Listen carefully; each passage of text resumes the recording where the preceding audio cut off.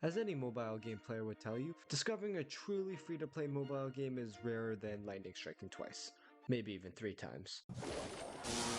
And to be honest, it often feels like mobile game developers have only 2 viable options: make a good game, or make a lot of money. Bruh. And we know the route that most companies will take. But what if I told you that there's an exception? A game where you don't and shouldn't even have to spend a single cent. This is a game that I hold in quite high regard and I've easily sunk hundreds of hours into and had fun at the same time. Welcome, my friends, to the last free-to-play mobile game.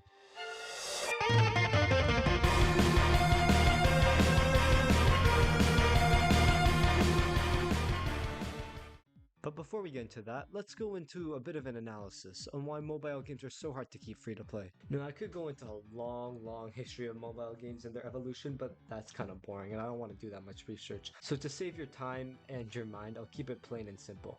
It's just that mobile games are so easy to monetize. Alright, let's be honest. The effort it takes to make a mobile game is often much lower than a PC or console game. Now, this is not a diss to mobile game creators. I know that there's a lot of mobile games out there that obviously had a lot of work put into them, especially some indie games. But think about it. The barrier to entry is low. You don't need like a 200 million art pipeline or a Hollywood voice acting budget to ship a mobile title. A tight and small team, or even maybe a single dev, can create a polished prototype in a matter of weeks. Drop it on the App Store and start testing monetization hooks almost immediately. You know those pop-up ads. However, the thing is, most of the time, it is not small teams or indie creators that make the popular games. Not really these creators who put in a lot of effort and love into their craft and make games with serious passion. No, it's the huge companies, often with loads of funding to distribute these games.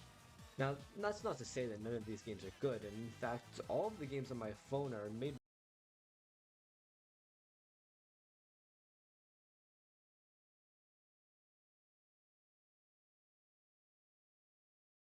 by these huge companies. But that is to say that they can often mass produce games, often without too much effort, for the sole purpose of monetization. And to show you what I mean, let's look at an extreme example: Voodoo.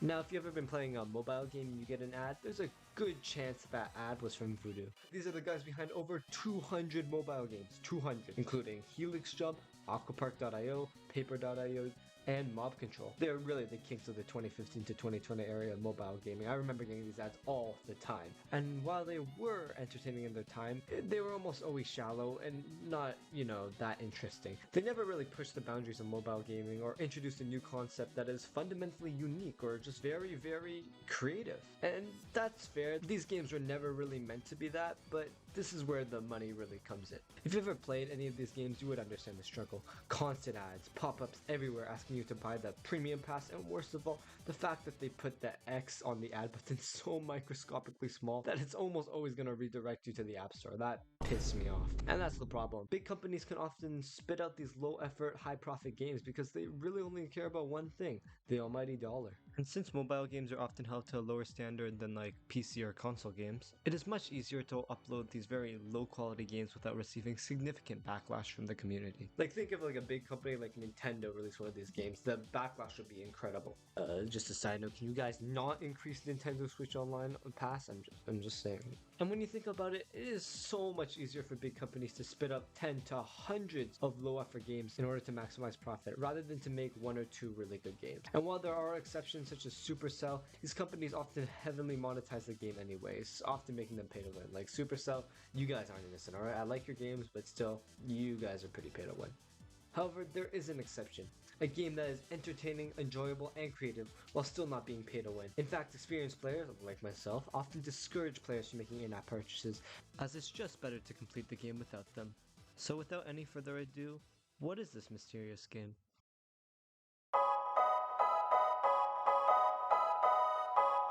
Welcome, my friends, to the Battle Cats. Now, for those of you who have not heard of the Battle Cats, first of all, welcome to my channel. Nice to meet you. Like, comment, and subscribe.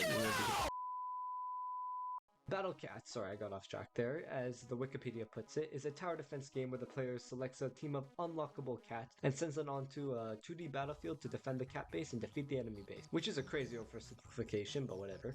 Now, while I've covered Battle Cats extensively on my channel, Check out this video here for a comprehensive analysis on Battle Cats and why I think it's such a beautiful game.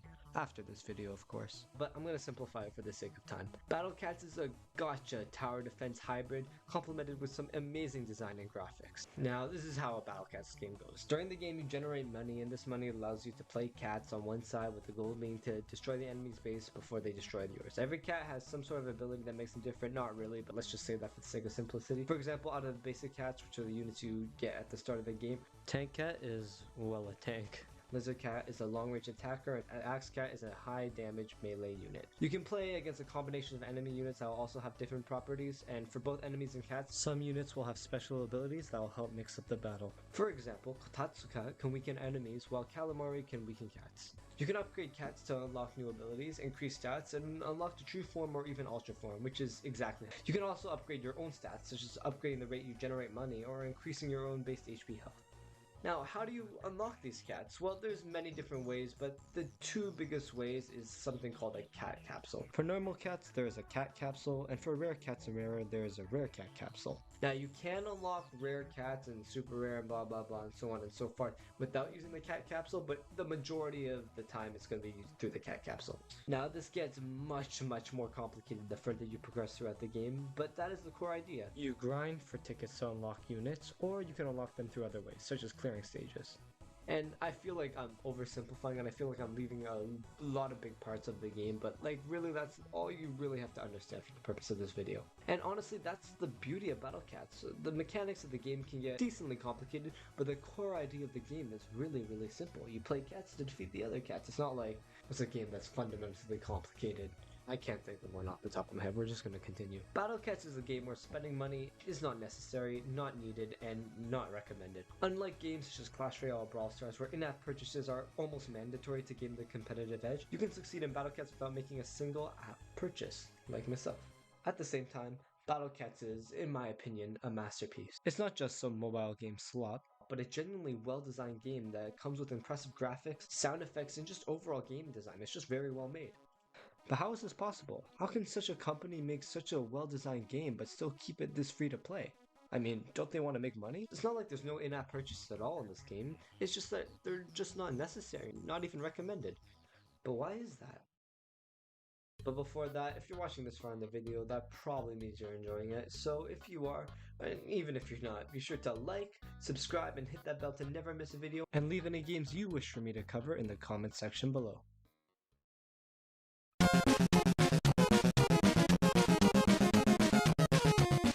Now, how are Ponos, by the way, Ponos is the company that made this game, able to sustain creating such a well-built and extensive game while not forcing the player to make in-app purchases? Don't they want to turn a profit? They are a company after all. Well, the thing is, they do have in-app purchases. In fact, they have quite a bit, and it's very common to see some sort of new deal pop up every time you exit a game or when you log into the game, or some sort of advertising to buy the Battle Cats Officer Pass. The thing is, though, these deals kinda suck. Like, suck. On top of the paid features being generally pretty horrid, the game itself offers many different and interesting ways to gain resources without having to spend money. Cat food, which is basically the equivalent of gems in other games, is easily obtainable, however it can be a bit of a grind.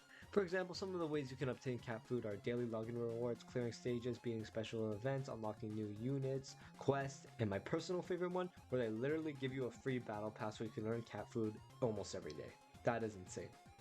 Now, how do you spend this cat food? Well, the main way you're going to spend this cat food is on rolls. This takes us back to the cat capsules we were talking about earlier, which is the gacha system. As you've probably figured out by now, it's basically a chest in other games. And from these chests, I'm going to call them capsules from now on because that's what they're actually called. There are a lot of redundant and useless units that you can unlock, but at the same time, a lot of them are very useful and in many cases blatantly overpowered. In other games, gems, as I will call them, can really be hard to obtain freely and extremely easy to obtain by just spending that little extra money. For example, let's use Clash Royale, a game famous for its pay-to-win gameplay where resources can be much easier obtained by just spending that little extra money. Many Clash players will tell you about how pay-to-win players can just buy the new card that comes out, new tower that comes out, evolution champion, while free-to-play players have to dedicate lots of time just to be able to compete. And with a new evolution, I'm not going to explain what all this is, but it's basically just a really buffed unit, introduced every 2 months or so. It makes the free-to-play player at a constant disadvantage. Because that means that pay-to-win players can easily adapt to new metas by just buying any new resources or any new cards that can help them win games. They can constantly change their deck to whatever the meta is at the moment. And this is why free-to-play players will struggle to keep up, as it can take them considerably more time to grind for these resources to keep up with the evolving meta. And this can get even worse when you consider that Clash Royale is played by a variety of age groups. This can mean that older players, who often with much more money at their disposal, can crush younger players who may not have access to such resources, creating a huge imbalance regardless of the current meta. This helps us get to our next point. Battle Cats is not a multiplayer game. This is actually a huge part of why Battle Cats is so free to play. Okay, technically there's a Cat Claw Dojo, but nobody cares about that. This is actually a huge part of why Battle Cats is so free to play. You don't have to worry about other players buying the most expensive units to absolutely overpower you. And since it is a single player game, any purchases made in the game will only affect the player making the purchases, not the other players. So even if I get the most broken, overpowered, busted unit, it does not affect anyone else. This is extremely important, as without the allure of beating other players, the incentive to make in-app purchases greatly decreases, at least for most people. If you've ever noticed, all the games that are famous for its heavy monetization are usually multiplayer games. When there's an opportunity to spend money to get an advantage over the other player, you know people are more motivated to spend that extra dollar. Like if you're given the choice, what would you do? Spend $5 to make your game experience easier, or spend that $5 to make your game experience easier and destroy another player? Most people I know would choose the second option. And this doesn't even necessarily only apply to in-game advantages. Look at Fortnite, for example. Players spend money just to have skins or emotes to flex on other players, and don't get me wrong, I still think players would buy skins even if Fortnite was somehow single player, but I don't think the same allure would be there, you know? People want to get emotes so they can flex on other players after like 200 pumping them through a wall. If there's nobody to flex on, then what's the point? I'm not saying that Fortnite is pay to win, by the way. I'm just saying that people are more often motivated to spend money if other people can see what they spent it on, and in this case, skins. Like, think about it. How many people would actually buy that Porsche if nobody could see that they're actually driving that Porsche? Okay, that's all I'm gonna say. Now, switching the topic completely, no segue this time. The last point on why Battlecast is so free to play is the system it uses to unlock new units. I know I'm repeating myself here, but the primary way of unlocking new units in Battlecast is through the cat capsule. We're mainly gonna focus on the rare cat capsule because I'd say like around 80% of the units from the game come from these, so it's the main way of unlocking new units. And by units I mean cats. I just like saying units. Now from the rare cat capsule you can get rare, super rare, uber rare, and legend rare cats. Now I know about limited event rolls and limited super rares that come with it, but we're just gonna ignore that for the sake of simplicity. It's not that important. Now here's the thing about the rare cat capsule. It's very good. Almost all the rare and super rare cats are usable, with some of them being almost essential for progression through the game. Now you might ask, what about the uber rare and legend rare cats? What about them? I'm gonna be honest, some uber rares just suck, okay? Some of them are just absolutely horrendous and like unusable and replaceable by super rare and rare cats. But in reality, that's okay. Because of the low chance of rolling an uber, you don't really have to worry about your rolls being clogged with these useless units, especially for new players. And on top of that, even if you roll completely useless uber, you can still exchange it for 1 million XP or 50 NP. So even the useless Ubers are valued through resources. Or you can unlock it and then get 5 XP for unlocking it, but it depends. And even on top of that, there are a lot of really good Ubers. Some of the most busted, broken units in the game are Ubers, and it can actually be pretty easy to land a good Uber, even if it's not the Uber you specifically want. This is due to a thing called banners. Let me explain. Ubers are usually, I think always rolled in sets. Don't quote me on this, but I'm pretty sure you can only roll an Uber through a set. These sets often fit a theme. For example, the Elemental Pixies are these rip-off Pokemon which are specifically good against alien enemies. And yes, Battlecats has a thing called traits, but for the sake of simplicity again, we're gonna ignore that. Some of these banners are significantly better than others, meaning that if you roll a certain banner, regardless of the specific Uber you roll, you can be pretty confident the Uber you get will be good, even if it's not the one you want. This is really useful in events such as the 100% Uber rare, which is exactly how it sounds like. You roll 11 times, you get a 100% chance of getting an Uber. Yeah, it's a huge part of the game. Additionally, all the legend rares, with the exception of maybe 1 or 2, are useful in their own regard. And also, there's only 1 legend rare per set, so it's around like 14 legend rares, maybe a few more, so there's not really that many. Also, there is only 1 legend rare per set, so that makes out to be around 14 legend rares in total, I think. Actually, wait, I'm not even sure the amount of sets there are in Battlecats. There might be collabs, but there's not that many, so if 1 or 2 of them aren't good, it's not the end of the world. To be fair, there's like a 0.03 chance of rolling one, so you really don't have to be too worried about this. Now, why did I spend so much time talking about rolls? Well, because regardless if you spend $2 million or not a single penny, you still unlock cats through the same way. There's no limited time deal or unlock now where you can directly buy cats. You have to go through the middleman, the cat capsule. And unlike other games, there's really only one chest, the rare cat capsule, which means no matter how much money you spend, you're gonna spend that cat food on mainly the same thing. The paid player and the free player both have to rely on luck, but not really. And here's the part that basically shatters any advantage a paid player would have over a free player. Welcome, my friends, to track rolls.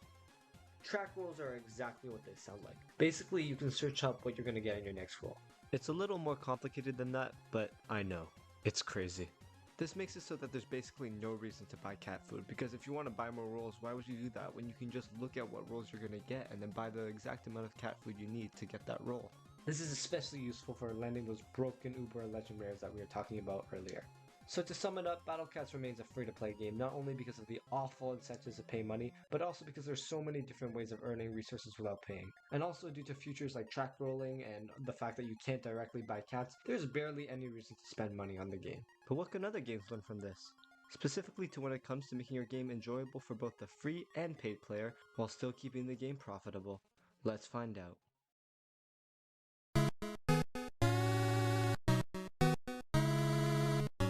Well, the first thing to do is to not follow the Battle Cats method of monetization. Honestly, Ponos could have made this game so much more pay to win and thereby making more profit, but they didn't. And this is no diss to Ponos. They either intentionally or unintentionally made their game so much more free to play. So respect to Ponos. But mobile game creators still often want profit. So how do you make your game entertaining, profitable, but still not pay to win? The first step is to make sure that there are plenty of ways of earning resources without paying. Like how Battle Cats gives you endless ways to earn experience and cat food. This can be done in many ways, so I won't go into all of them, especially because depending on the type of game, there may be many different ways to implement them. For example, in tower defense games like Battle Cats, developers should offer significant rewards upon clearing stages, and they should be enough so that the player can complete the game without needing to purchase resources. Like, you shouldn't have to spend money to beat any stage in the game in what I'll call their story mode. And of course, it doesn't just have to be from clearing stages. Daily login rewards, quests, tournaments are all ways you can implement ways for free players to get resources. You can also try adding a battle pass, but this can be twisted, and it is often twisted by many developers to become a very pay-to-win part of the game. But to be fair, certain developers like Brawl Stars earlier on did an excellent job of making it both rewarding for both free and paid players. However, this first step will almost certainly fail without implementing the second step, which is to not lock anything behind a paywall that can directly influence the gameplay. That is a lot of words, but let me break it down.